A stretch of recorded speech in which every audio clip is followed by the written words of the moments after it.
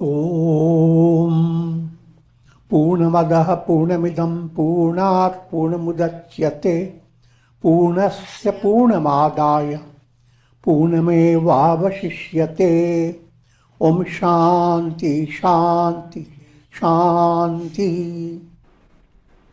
Om Brahmanandam Param Sukhadam Kevalam Jnanamurtim Dvandvatitam Gagana Sadrisham Tattvamasyadilaksham Ekam Nityam Vimalamachalam Sarvadhi Sakshi Bhubhutam Bhavatitam Trigunarahitam Sadgurum Tam Namami. Om. Adorations to Sadguru, who is Brahman, the giver of supreme bliss, embodiment of pure consciousness, one without a second, vast as the ether, infinite, eternal, beyond the three gunas and their modifications, the supreme preceptor. We continue with Yoga Vasishtha, Nirvana Prakarana Purvardha, Section 3. Topic: Dissolution of the delusion of duality. DDD.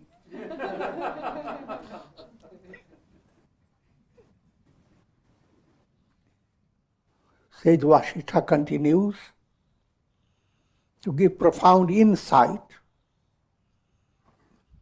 into the process that leads to enlightenment and the state of enlightenment.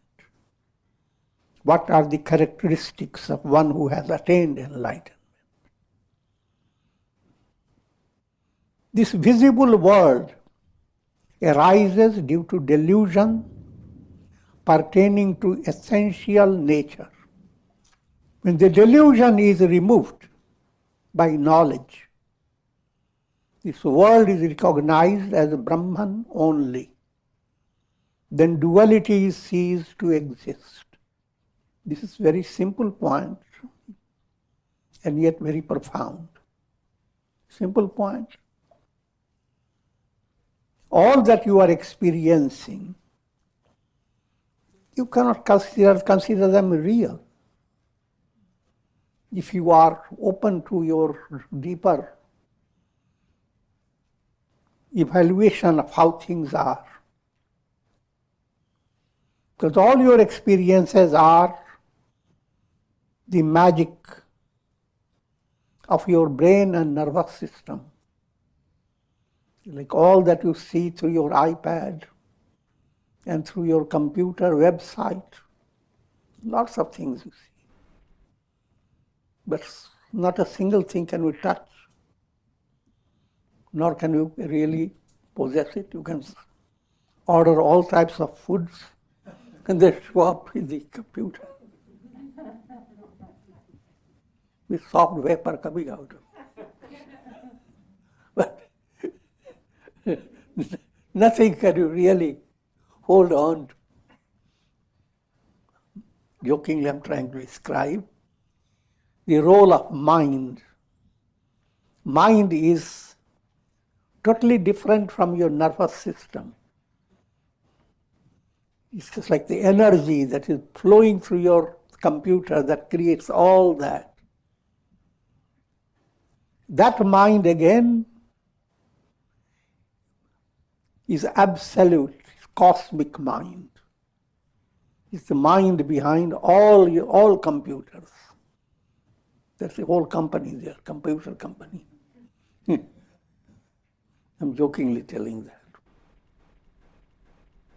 Now, but then that very mind holds the secret of leading the soul to liberation.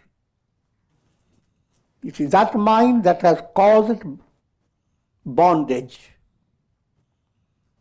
And it is the mind that will lead you to liberation.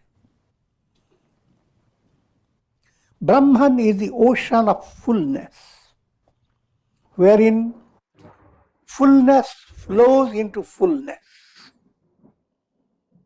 It is the truth, wherein the truth enlightens the truth. It's a void where there is the absolute cessation of the world process. Now, giving allegorical way, all through your life you want to be full. I'm not talking about the bodily full. You want to be fully satisfied. Param Tripti. And that is the essential reality, Brahman. Brahman is the ocean of fullness. But as long as you are trying to figure out through your mind, whatever way you figure out Brahman that you want to attain, your mental concept of Brahman is always little compared to what Brahman really is. So therefore, you adopted a certain concept of fullness of Brahman, Purnam, that you now hearing about, and you become thrilled by Purnam. But 2 or 3 days later, your Purnam will be little more Purnam if you are successfully progressing. So fullness flows into fullness. And that goes on happening. An unending fullness. And similarly, the absolute self is truth. This is your mental concept, mental language. Truth. But this language starts inspiring you. But how do you understand the truth and what inspiration you got today? Few days later, few months later, if you are following the integration movement, progressing the path, you'll find your previous concept was very little. Now really that's what it means. So fullness flows into fullness. Om flows into higher understanding of Om. The mantra Om called Pranava, therefore it is ever new. Which is intellect enlightened by the vision of non-duality. A sage, though performing actions by his mind and senses, is ever established in actionlessness. He is ever free from the sense of doership. There are many ships are there. Doership, enjoyership, relationship. All these ships are going to be wrecked.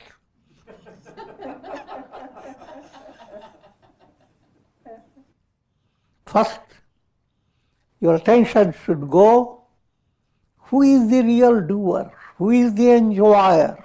Who is the knower? Who? And who is I in me? Who is the ego in me? That who is a doer, enjoyer, etc. And that who is your essential nature, Brahman, the absolute. So, in the case of one who is enlightened, his internal, intrinsic understanding is not limited to ego, because for majority of people who are not following the path, or even those who follow, who have not attained higher level, your identity stops with your ego. How do you feel? How you think you are? What is keeping you under burden? What type of burden do you have? Burden of your load of money you have got, or burden of your misery? All that I'm trying to demonstrate, that all that you think is in the terms of your ego. Only time you don't ask all these questions when you go to sleep. You have no choice. In deep sleep, ego slips away. And you are completely void of all the world that was constantly being entertained by your mind. The entire world moves away. And you don't miss it. You don't miss it. That itself is a subtle echo of the reality. Your real identity does not depend upon anything of this world. Neither the sky, nor the earth, nor the sun, nor the moon, nor the past, nor the present, nor the future. Not all the stories, vast description of multiplicity of the world, all that moves away. And you don't miss it. Because the real I am is completely the highest truth. The world that you experience is like a mirage. The world you experience is like a cinema show. The truth is like the screen behind all the show. All the show is like so many reflected suns and so many illuminations. The truth, the sun. So all these again, what we are saying are allegorical descriptions. But that's the best way you can do. And therefore, what you are being told, when we practice vichar, allow your mind first to understand the most important point that you must pursue. Who am I? Your I is the key behind all things that you go around, go after, joyously or with a sense of misery. All things that you bring to your mind, how could you bring it if you don't have the I?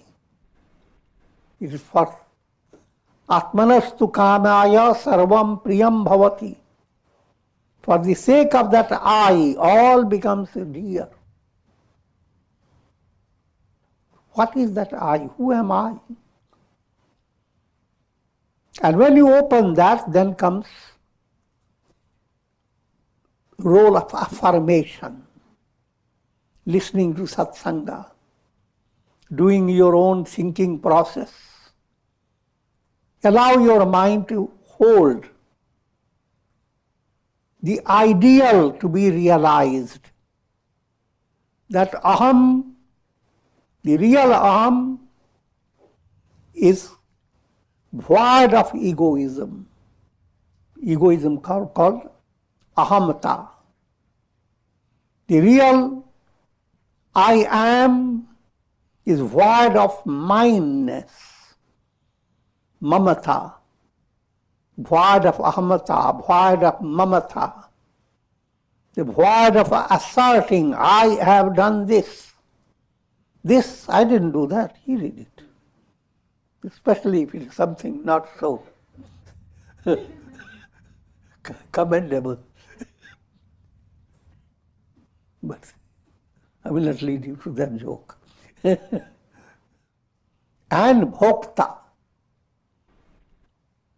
I am the enjoyer. How many good karmas have I done? Look, those stupid people, they haven't done those good karmas. This type of thinking. All these have nothing to do with you. The I am is absolutely untouched. That I am should become your focus. Just like When you come to realize where lies the best value, where is the treasure, then you begin to let your efforts go towards that treasure. Similarly, this is the very advanced, sensitive development that aspirant must gain to become spiritually greedy. The whole world is being offered to you overnight. You want to have revelation of who am I. Experiences of pleasure and pain arise when the objects of the world are accepted as desirable realities in the movements of life. However, when they are discovered as illusion, they no longer create the impressions of attachment or hatred in the mind. Another point is being given. The world, people say, is very real. This is a practical world. But the term real has to be understood by gaining insight in your psychology or insight into the functions of mind. World is never real before you. It's the same world, the sky is the same, the earth is here. All the trees are quite relaxed. Birds are dancing. The breeze is blowing. The clouds are rumbling.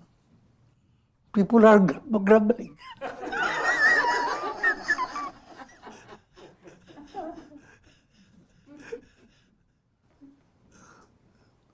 Why are you grumbling? Because you are led by your own mind. Your mind is in a certain state that it moves in 3 stages. Physical realities that are perceived by your senses, they become very important.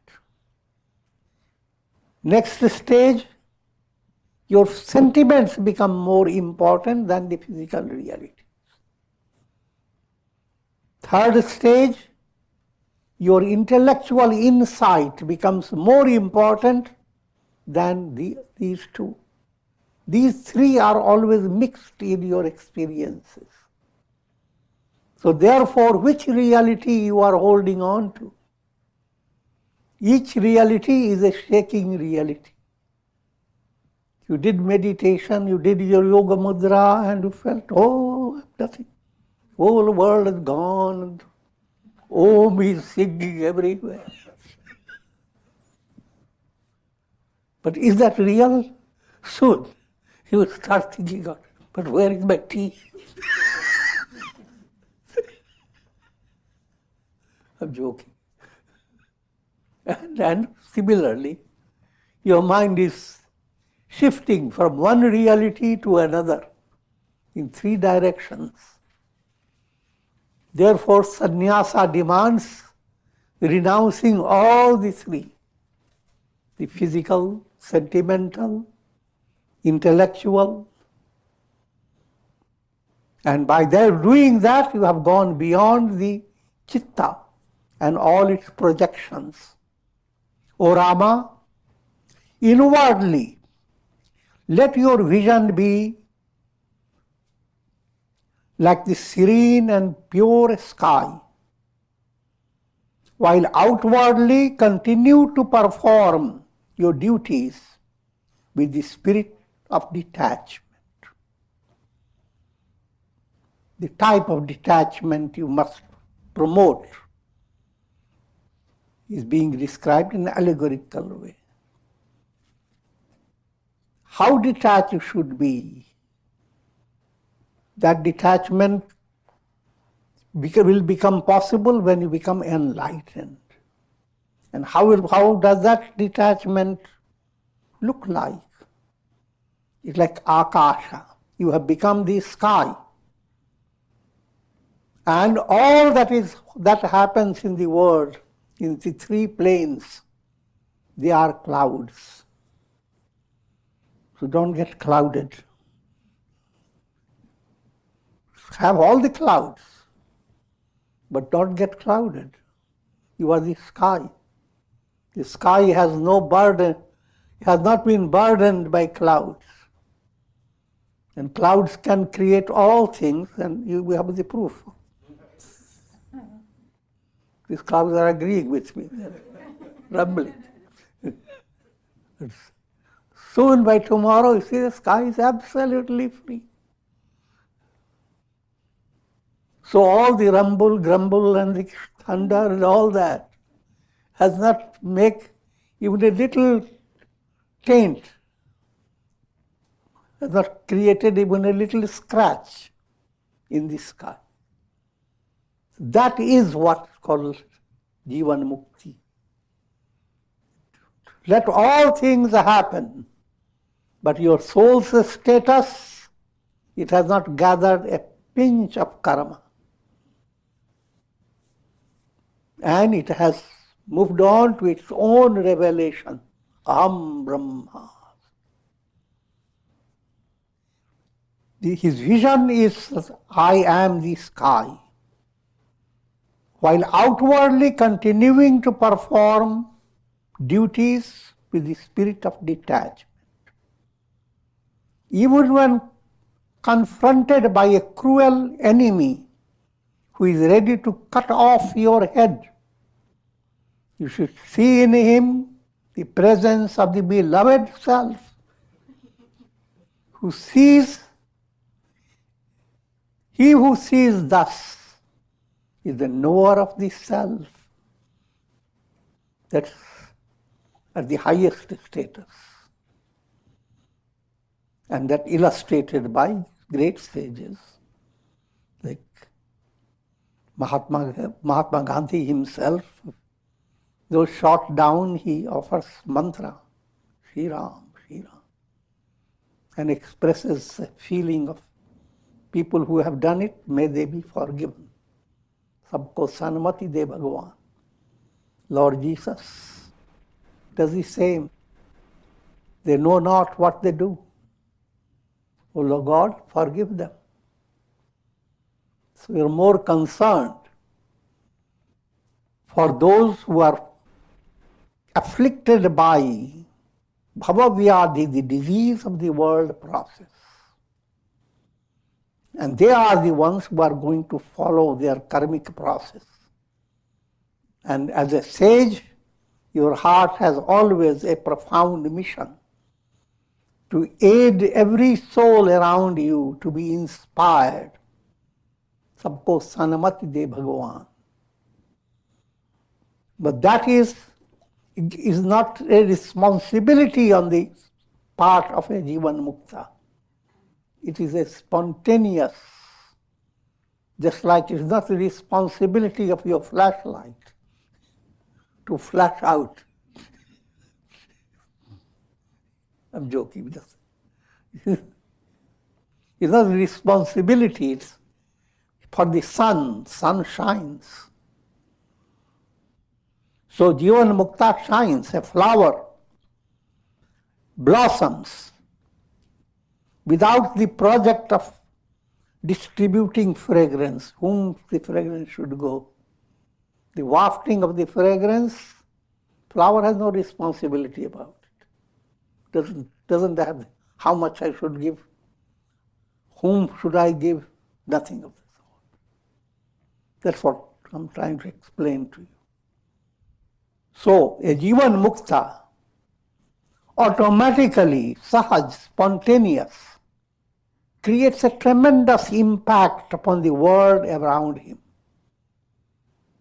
Not just during his lifetime, but forever. The exemplary life presented by a sage becomes exemplary for all times. Now, what is the highest limit of that exemplary state? In Mahabharata, Yudhishthira, who is considered the embodiment of Dharma, in one of his statements, he says, when will I have that type of status? That if someone is coming from one side, bringing a garland to glorify me. Somebody is coming from the other side, bringing a sword to chop me off.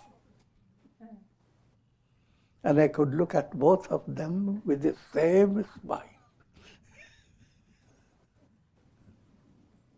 Because his neck is neither his nor this anyway.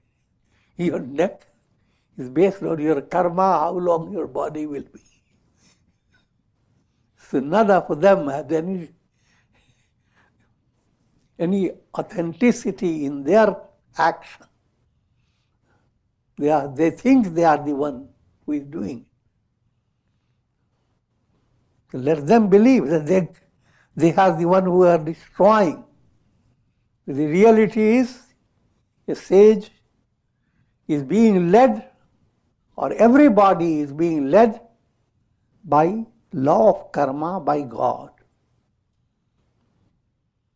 Just as an impetuous river uproots trees by its banks, in the same manner, a divine vision arising in a sage uproots the trees of attachment, jealousy, love, hatred.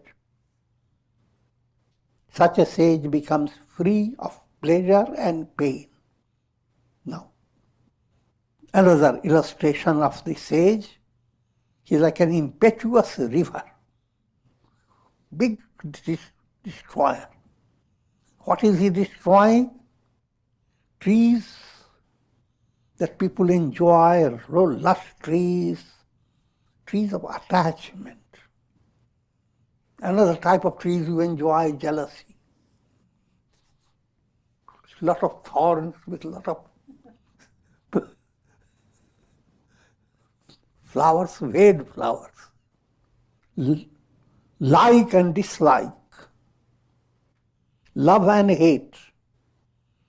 All these create the world that people live in with great interest. And that world is broken up by the example presented by a sage. So his personality is like a tempestuous river. A big flood has come in, and hardly know what will survive. It's not a negative picture, described in a negative way. O Rama, if raga and dvesha are not eliminated by the force of inquiry, they will continue to exist in a subtle form. First point to understand, raga dvesha, attachment, hatred. That topic has come many times and will continue to come. Both ways, your mind sustains illusion. Raga means you are depending upon certain objects or people for your happiness. And you want to secure your dependence. But it is entirely wrong. Your happiness is not outside. It is not somebody can give you that happiness.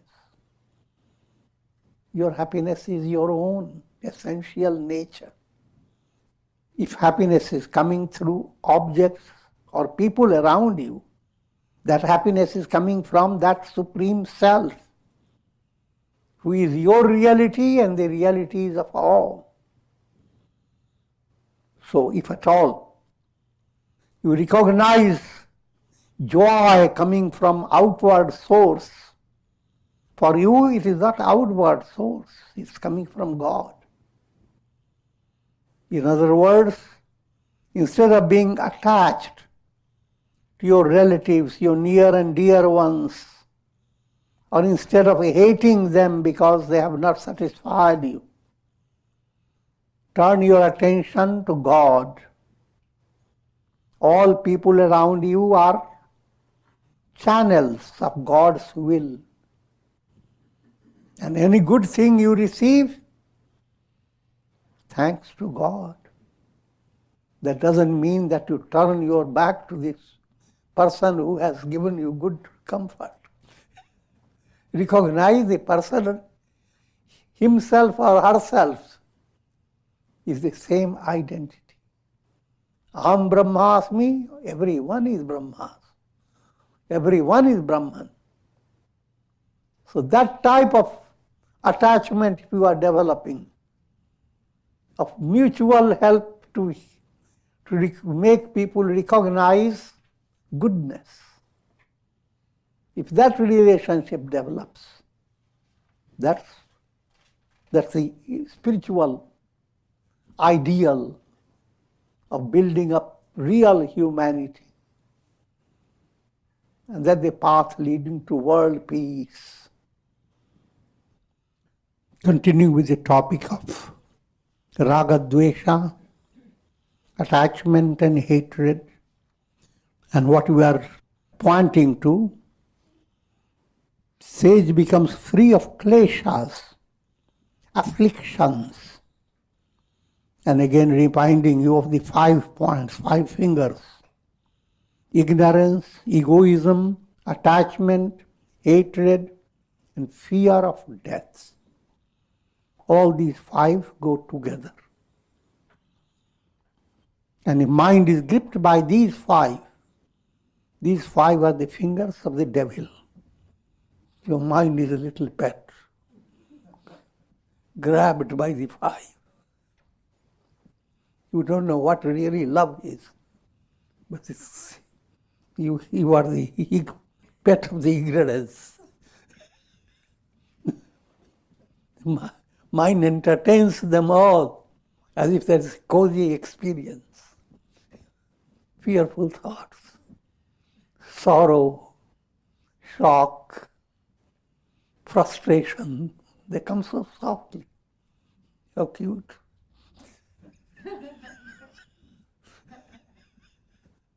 But that type of 5 fingers are out. The sage doesn't need all that. No petting from the ignorance. Then if from another angle, even though all the 5 seem to operate in life, the sage is not. Sage is lion. And you are being petted. Sage allows you to. Lion allows you. If he doesn't want, you are nothing. So, the negatives that threaten one's life, one's peace, in the case of sage, they don't threaten. Because he views negatives are being the role of God, God's Leela. And there is always 2 angles, there are always purpose served. Whatever things happen in a sage, that give example to the others. If sages are nothing but joyous life, where will the world be? How will they learn the lesson of patience, endurance, and all those things? So therefore, lives of sages and great personalities abound with things that you couldn't imagine. You think of terror and tragedy that you have suffered a lot. Look into their lives. And biggest example are the avatars. They go through immense torture in the storyline. But all that I'm describing are like the clouds relating to the sky. Clouds can be immensely torturous. But what has that to do with the sky? Sky is ever the same. But all these are great ideals, and that's your spiritual destiny. The ego sense is the root of attachment and hatred. Therefore, by eradicating the ego sense, one can bring about the cessation of raga and dvesha. Eradicating the ego sense, again, these are simple points given to you, but to understand it, you have to have great patience, to have more study, more integration in your life. The idea behind to understand when ego sense doesn't mean that you do not use your ego. In brief, you will be saying certain things you have done, you will be saying, I have done them. And so forth. Practical realities will be sustained by your ego. But you will not develop ahamkar, egoism. Ego is perfectly normal. And you can permit certain degree of egoism by your own permission, without becoming vain, internally conceited.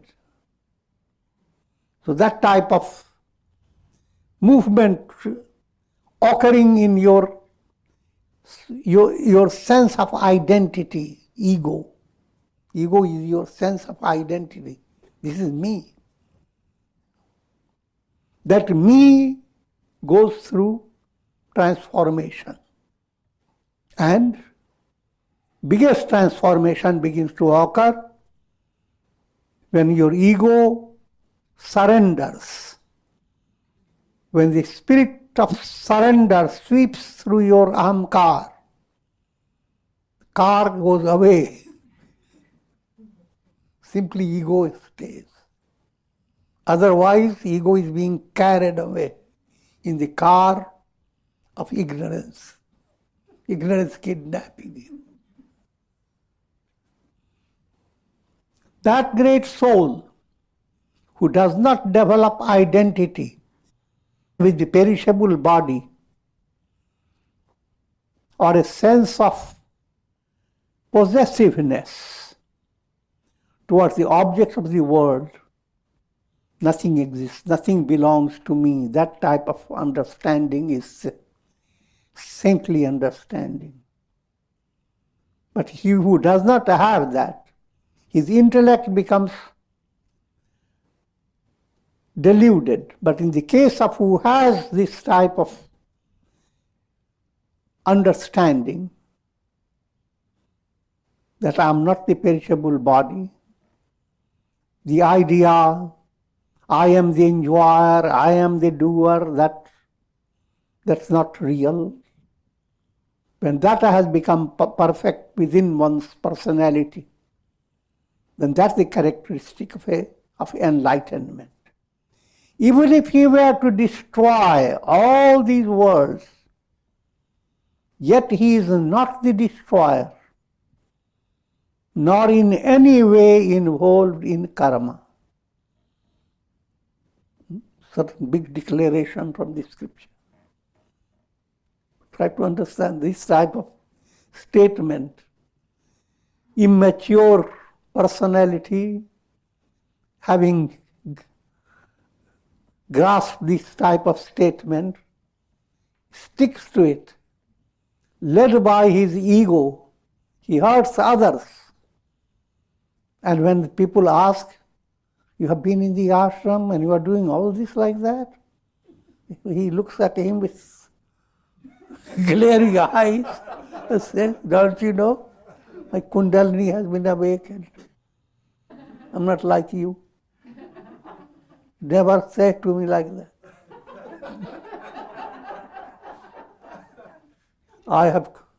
I can kill them all. Look at the Yoga Vasishtha. And kill them, I have no karma.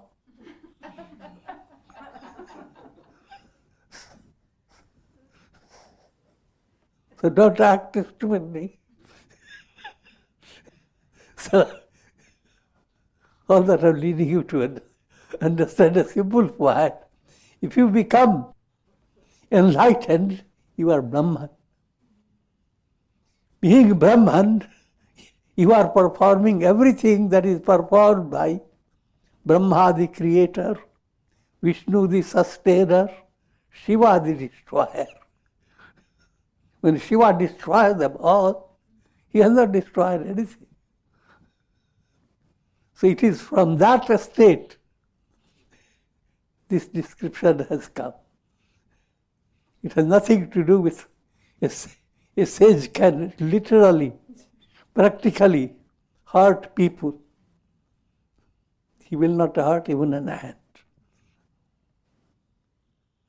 I'm talking about heart, and that subtle point. Egoism arises out of ignorance, and ignorance is destroyed by the knowledge of the self. Therefore, one should endeavor to acquire knowledge, jnana. With ignorance dispelled, the ego sense ceases to exist. That type of ahamkar that asserts, this is me, this is mine, attachment, hatred, that ahamkar goes away. With ignorance dispelled, the ego sense ceases to exist. With the cessation of ego sense, the currents of attachment and hatred are destroyed. With the cessation of attachment and hatred, a sage becomes free of karmic involvements and attains the highest victory in the battle of life. Yato dharmas tato vijaya, tato jaya. His dharma has attained victory. He is no longer affected by the alternating experiences of pleasure and pain that constitute the world process. As long as personality is existing in the world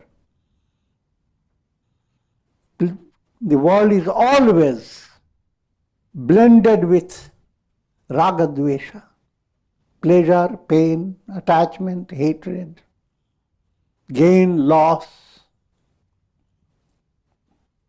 I'm mostly highlighting the gain and loss, prosperity and adversity. In both conditions, the mind stays just, because mind is focused on the truth, and truth has not been shaken.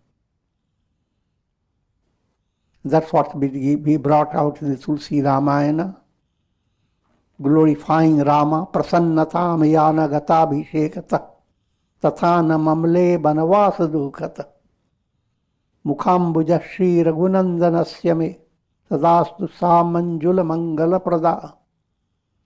That face of Rama that remained cheerful when he was given the kingdom and when the kingdom was taken away from him. May that divine face give us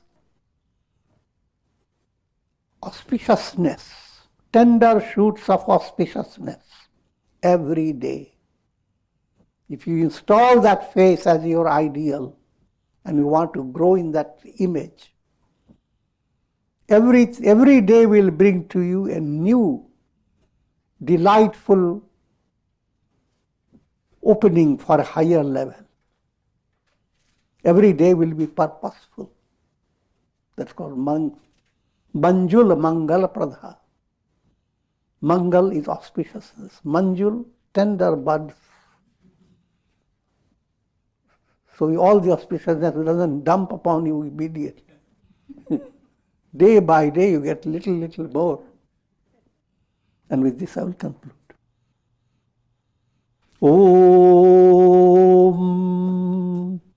Om Shri Ramaya Namah. Om Shri Ramaya Namah. Om Shri Ramaya Namah. Om Namah Shivaya. Om Namah Shivaya. Om Namah Shivaya. Om. Om Namo Bhagavate Vasudevaya. Om Namo Bhagavate Vasudevaya. Om. Prayer for shower of divine grace. What type of grace? Grace that showers. Karunamaya Ras. The nectarine shower of grace. Grace of compassion. To alleviate sufferings that the modern world is going through coronavirus. And may every soul be awakened to understand that the bigger virus is death, Mrityu virus, the virus of mortality. And that is your central project in life. And may God bless you with Shakti, Bhakti and Mukti. Shakti is strength. Bhakti, love of God.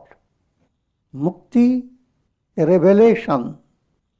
You are not a reflected sun shaking in pots of water. You are the sun. So you don't have to shake or wait to be waked. Om Srayambakam Yajamahe Sugandhim Pushti Vardhanam Urvarukmuva Bandhanan Mrityor Mukshiyamamritat. Om Sarve Bhavantu Sukhina Sarve Santu Niramaya Sarve Bhadrani Pashyantu Ma Kashchid Dukha Bhag Bhavet. Om Shanti Shanti Shanti. Hari Om.